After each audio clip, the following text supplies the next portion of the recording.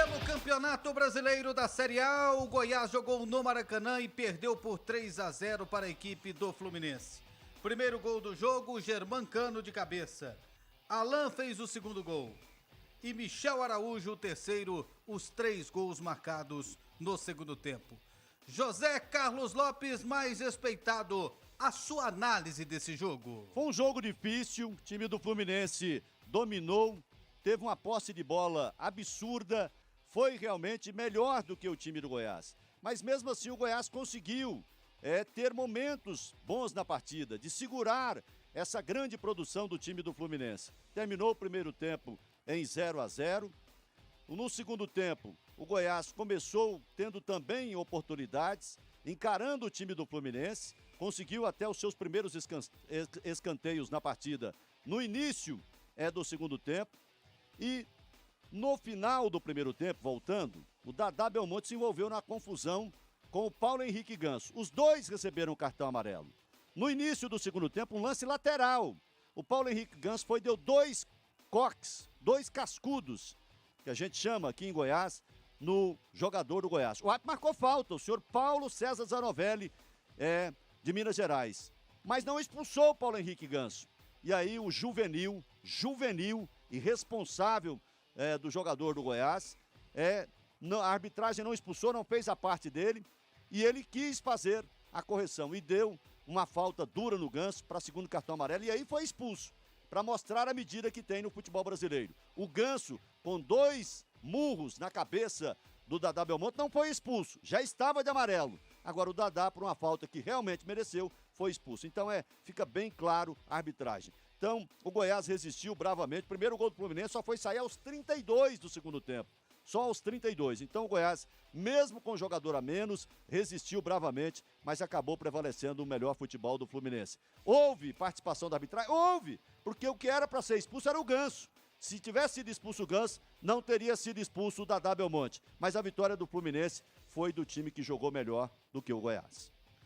Os melhores e os piores nessa vitória do Fluminense em cima do Goiás, pelo placar de 3-0, Lopes. Olha, foi um jogo de muito sofrimento, né? De muita posse de bola, de muita criação do Fluminense. E aí o Tadeu foi o que mais apareceu. O Reinaldo também fez uma boa partida e praticamente ficou nisso aí. O Goiás não teve mais outro bom jogador, não. O resto foi no sofrimento. Naquele todo mundo junto, todo mundo se esforçando. Então eu diria que se salvaram nessa derrota de 3-0 apenas o Reinaldo e o goleiro Tadeu. José Carlos Lopes, nessa rodada, né, o Goiás perdeu, mas foi favorecido com o empate do Coritiba em casa com a equipe do Corinthians pelo placar de 2-2. Com esse resultado, o Goiás está classificado para a Copa Sul-Americana 2023. Qual é a importância para o Goiás ter essa competição no calendário? Que agora o torcedor pode comemorar que o Goiás está de volta à Sul-Americana, Lopes. Muito importante essa participação do Goiás de volta à Sul-Americana, agora na fase de grupos, não começa naquela fase de mata-matas. É uma competição que dá um bom dinheiro, dá um bom status, mas é preciso se preparar adequadamente. Esse é o ponto. Você tem um calendário cheio, você tem o Campeonato Estadual, tem a Copa do Brasil, tem o Campeonato Brasileiro da Série A e tem a Copa Sul-Americana. Então é preciso que a diretoria execute um planejamento visando todas essas competições, para que o Goiás não sofra o desarranjo que muitos clubes sofreram durante esta temporada, que participaram bem da Copa Sul-Americana. O Ceará, por exemplo, já rebaixado matematicamente,